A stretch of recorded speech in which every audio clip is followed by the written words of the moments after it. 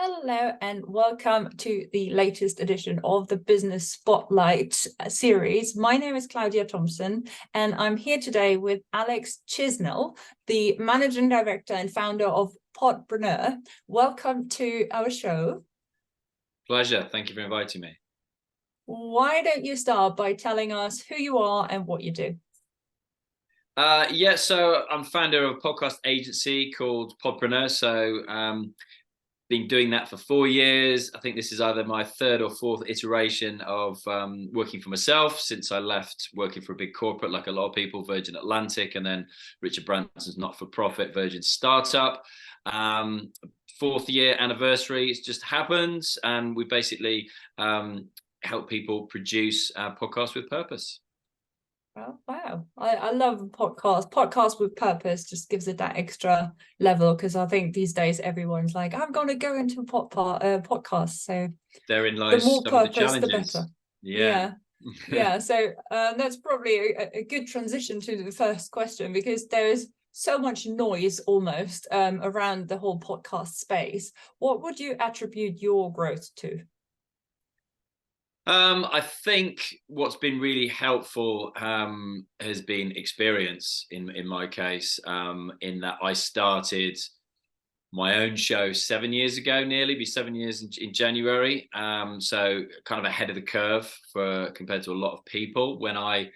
Even 4 years ago, when I was looking to start my own agency, or what morphed into an agency, I could find only 5 other agencies in the UK. Now, every agency says they do podcasts as well. So therein lies, some of the challenges. But I think the experience I've got, people know me, go back a couple of decades. I started out in BBC Radio, like a lot of people in the podcast industry. I've got a profile that, people will know me, get a lot of work through referrals. I think that's been super helpful. So experience, I think my network, I built that from almost by accident, really, with working with Virgin Startup. I think if I had the time again, I would encourage anyone to start building the network as soon as they're possible to do so, in school almost. So my network's been super helpful. And also having my own podcast, called Screw It, Just Do It. I got that to #1 in the UK in the business chart. And, having learnt how to do that myself, I think that counts for a lot when it comes to teaching other people to do the same, because most other podcast agencies don't have a podcast, let alone one that they've gotten to be successful in that space. So I think that stood me in good stead for sure. Yeah, fantastic. And you almost touched on it there about you kind of accidentally ended up with your own business. But if you had to start all over again, is there anything you would do differently? It's a good question. I did a live podcast recording with an audience a couple of weeks ago with Jim Cregan, founder of Jimmy's Iced Coffee, who just sold after 13 years, I think, to Britvic. And I didn't ask him that question, but he mentioned in part of the conversation that if he had to do it, if he knew now, knowing what he knows now, would he do it again? And he said, no way would I do it again. Knowing what I now know, I would not go there. So to answer your question, what would I do differently? It's such a good question. I think I would, couple of things. I would keep my eyes on the cash flow like a hawk, without a shadow of a doubt. I would hire faster and fire even faster. Kept people on in the past who I knew within 30 days weren't the right fit, but the thought of having to go through that entire process again, fills you with dread. But it's definitely something that I should have practiced before. I think those are two of the big ones: the financial side of it, the hiring side of it. Maybe looking at investment options earlier, or putting more of the company's money back into the business to invest to grow quicker, would be something that I would look at. But also knowing that these things take far longer than you think they're going to take. There's probably, I don't know, 1 in a million businesses, entrepreneurs who are successful in their 20s. The majority, as evidenced in Jimmy's case, 13 years, it's a hard slog. And it's, being consistent, showing up and putting the work in ultimately, that will get you the rewards. There's no get rich quick scheme out there that I've come across that works. Yeah. Once someone discovers it, I think everyone will jump on it, and then he will be a rich man or woman. Yeah. And you touched on hiring faster and firing even faster. But on your journey, what would you say have been the biggest learning as an employer since you began in business? Biggest learnings. Biggest learning, I think, and I've learned this the hard way, and I've tried to put those lessons into practice this time round, but keeping your team informed as to what's happening in the business, more, as in, when things are going really, really well, when things aren't going so well, I think the sooner you're able to front up. So being honest, definitely, as being an employer, trying to, and having regular touch points, especially if your team is virtual. And for me, like a lot of people, we were in person pre-pandemic, and then literally, overnight, all of these companies furloughed their staff, so there was no marketing team to speak of. So clients just disappeared overnight, and then so being able to make those snap decisions to ditch the office because we didn't need it, pare right back on the staff to the minimum, and then when we went again to throughout the pandemic, the only way to do it from my point of view was virtually. So I think being able to have regular touch points with them, keeping them informed as to what's going on, trying to keep things light, trying to help people set goals, trying to take an interest in them personally, and not just keeping it all business focused, or all many learnings along the way, for sure. But those are some of them. Yeah. And on that note, what is it that you look for in an employee? So I'm definitely not one of these people who, I've learned that the hard way as well. I've hired the most experienced, I've hired the most qualified, I've hired straight out of university, etc. And I think what I've learned now is to hire on gut instinct for somebody who is enthusiastic, is a can-do person. Those people who say, "I've done this. Is there anything else you could that I could help you with?" That is like the golden question for anybody to ask an employer, or to ask a boss.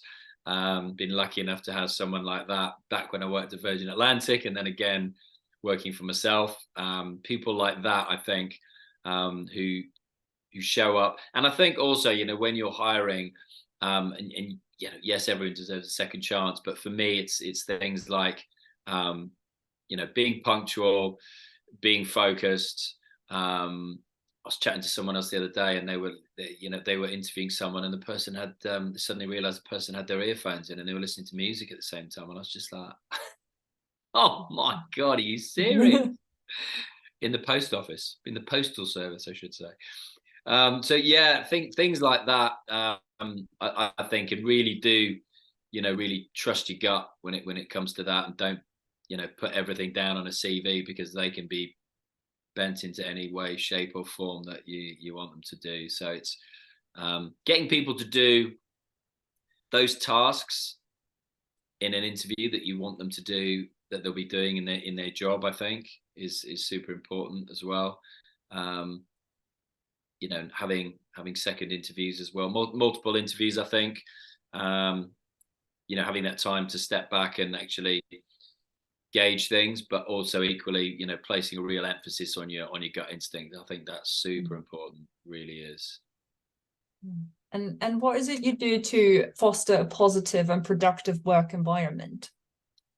Yeah, I think that's really difficult one to get right. I really do. Especially being virtual. And I interviewed like the CEO of Fender Guitars the other day, a couple of months ago, I should say. And he'd taken it from a 400 million to $1 billion business during COVID. And they all went virtual during COVID. And I was thinking, how do you do that with a company that's in the thousands when it comes to staff? You know, most of them live in California, but they're all, you know, home based and they get together. I think for me, it's kind of going back to one of my previous points. I thought, well, if you can do it with $1 billion business, you should be able to do it as an SME, right? You know, 6-figure, 7-figure, 8-figure businesses. And I think regular contact, regular communication is absolutely key. And I've seen it happen with friends, businesses before that, you know, you set out, this is what I want you to do, and then it's kind of let you crack on with it. So for me, it's, you know, having a set time every week that everyone gets together, everybody shares something personally as well, share your goal at the beginning of every year, at the beginning of every quarter, at the beginning of every month. And that can be personal, as most of them turn out to be. 99% of them are personal. I'm the only one who seems to have the business goals as well as personal goals, funnily enough.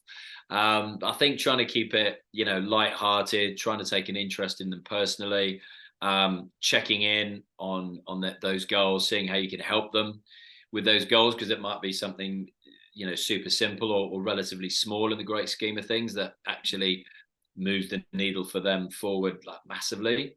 So yeah, all of those things I think would go into it. And you know, I think it's easier if you're like me, that you're a glass half full, you're a positive person. I could imagine if you're not that kind of person, then, you know, having the ability to maybe separate, you know, what's going on in your own, you know, personal life. I mean, I know I said earlier about, you know, being honest in the business, but I think there's times to do that, and there's other times where you clearly need to, you know, be that leader and really, you know, show them the way. And also, you know, listening, being a really good listener, picking up, especially, you know, if you're in this kind of scenario online, picking up on those people who are quiet and aren't contributing regularly is absolutely key. And maybe scheduling some individual time with them to find out, you know, what's going on. And, you know, I'm sure you know this as well, you know, quite often it is something that's happening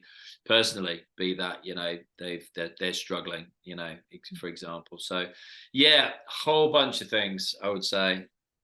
Yeah, well, but it sounds like you're doing all the right things, and like you're definitely a nice boss to work for. I hope so. And you mentioned that you can't necessarily take what's going on in your personal world to work. So how would you say you balance the demands of running a business with that personal side of Alex? How do you keep the worlds apart, or how do you balance them? What's your approach? Yeah, and I don't know if you can, to be honest with you. I don't know if there is balance. I really don't. I think there are just periods in your life where you're more invested in one thing, and then, you know, it kind of, you know, filters down into the other, and it filters down into the other. And for me, it's always balance between business, my podcast, which I separate out from that as well, which is still ultimately a business, because it, you know, it generates revenue through sponsorship and live events and that kind of thing, and personal, of course. So for me, I think it's you know, it's maintaining an interest in something else outside of that. And for me what works really well is when I'm setting goals, you know, for my business, for my personal life, I set goal. I like to have, you know, mental goals, but I like to have physical goals. And I know when things work well for me, it's when I'm training for something physically, I'm aiming for something physically, as well as, you know, mentally when it comes to business and the podcast. So for me, I think it's, you know, having something where you can have your best ideas, and that could be going for a walk. For me, it's running out in nature, like for example in the New Forest on a Saturday when I drop off one of my daughters for horse riding. I just take off on a trail run, and it's, you know, quite often it's just me. a deer, and a bunch of ponies and maybe a cow, you know, some birds. That's kind of it. And for me, that is the best time with myself.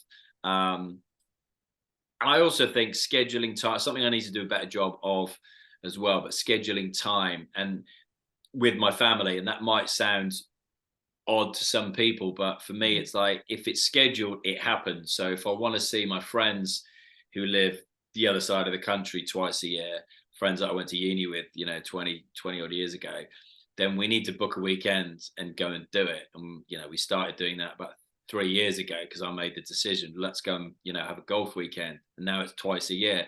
Same with the family. It's like, if you want to go out with your wife, make it a date night. If you want to take one of your kids out, do the same thing, you know. And I think for me, that's kind of vital because, you know, running a business, I have to be disciplined. I have to eliminate distractions. So for me, which, you know, I clearly don't succeed with all of the time, but if I have that scheduled, it also gives you something to look forward to.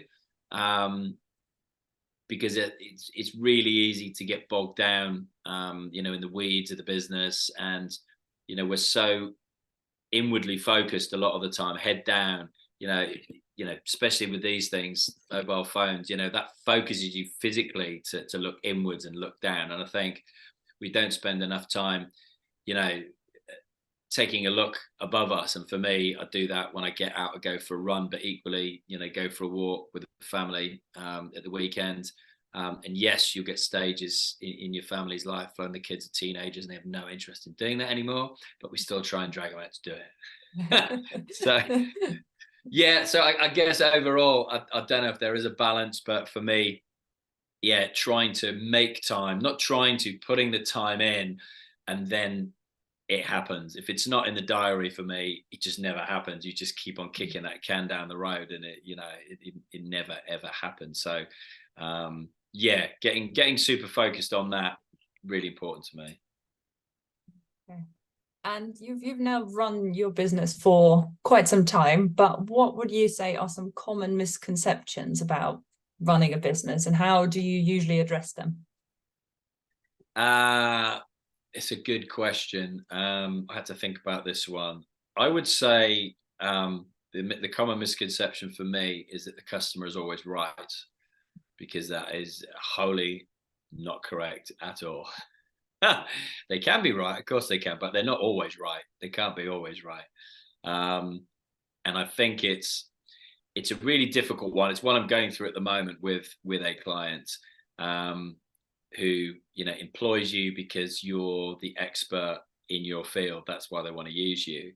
Yet they disregard all of your advice, go and do what they want to do, and then come back and say, well, this didn't work out how we thought it was gonna plan out. And we're like, yeah, that's because you changed everything the day before we were launching your podcast. You changed the artwork, you re-edited it yourself, and you've got the lowest downloads of any client we've ever had that we've ever worked with. You know, things like that. And another client recently, you know, launched a podcast, and I'm like, you know, giving all my advice on, this is how a launch should look like. This is the newsletter. This is social media. Let's jump on a LinkedIn. Let's do a live together.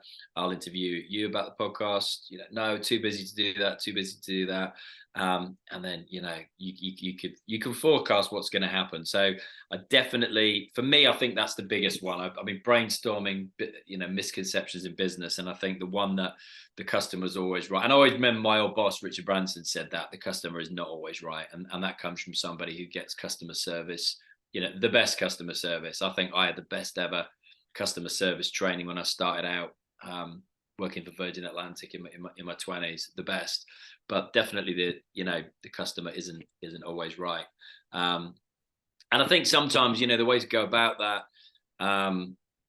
Claudia, is to tell them some hard truths. You know, I don't think there's any other way to do it, to be honest with you. You know, it's black and white. You know, this is what we did. This is what you did. These are the results. These are the direct correlations of your actions. So Yeah. yeah, and I think another one that people need to be really wary of, and it's a common reason why I think a lot of people decide to start a business and become a solopreneur working for themselves. And that's definitely the reason that I decided to leave Virgin and was to become my own boss. And common misconception is become your own boss. Running your own business, you get to choose what hours you work, you'll earn more money, you'll work less hours. And if you're not careful, you're working 80 hours a week for half the salary that you were earning in your previous job, and you've got no time, and you're working all of the hours that your clients want to work and not the hours that you want to work. So those are just two, but those are two that I would take. One from now, and one my first business iteration, which was retraining as a personal trainer and then specializing as a sports injury therapist. And you end up working all of the hours that your clients don't work, early mornings, evenings, and weekends, because that's when they're free. So you've got to be really careful, I think. You've got to be really careful the choices you make and the reasons why you do it, for sure.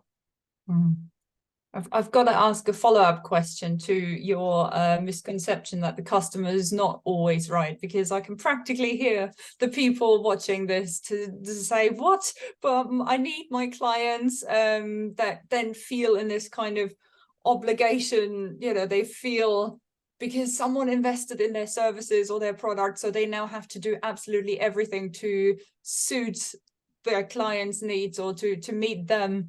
How would you take maybe that fear or that concern away from them? Hey, again, I think it's another hard lesson, and one I've learned is be really careful who you choose as clients. You want your ideal clients, and to do that, you need to, work up, who your ideal client avatar is. Who are the kind of people you want to work with. And that gut instinct when you're having that initial consultation with them, that discovery call, whatever it might be, how you get people into your into your system. Is this the kind of person you want to work with? Do they strike you as an honest person? I've just learned that the hard way again with a client. Who wouldn't honor the agreement that was signed, refused to pay, all those kinds of things. And going back, and everybody in business has got war wounds and can tell you these stories. But again, refusing to work with certain clients because they just become super difficult to deal with, and I think a lot of that can be ironed out right at the very start of that relationship when you set out, different, the deliverables, i.e., if we get X by Y, we can deliver Z.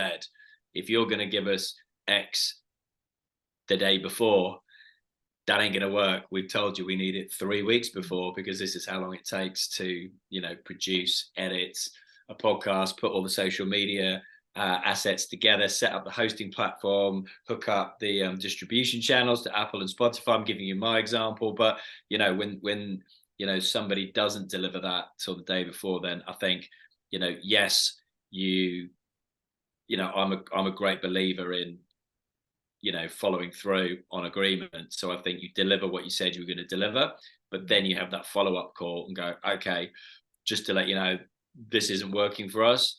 I've got somebody else I would thoroughly recommend that I think might be a better fit for you. You need, again, like I said, I'm not going to sugarcoat it, and I think you need to kind of have those hard conversations with your clients, with yourself, and you're only going to learn that through experience. Everybody is. You can get all the best advice in the world, but go with your gut with that client. But sometimes it doesn't work out. It doesn't work out, and I think you've got to. It's a tough one, because especially when you're starting out in business, you're in the position that you want to take every client available, because you just want to bring the money in. You're starting from possibly zero, having finished a previous job, rather than doing it as a side hustle and building up to it. So you take everything that's available, but very soon you work out that they're not all ideal fits for you and for your business model. So yeah, my advice would be, choose carefully who you want to jump into bed with. Cool. That's such good advice. Thank you so much for sharing that.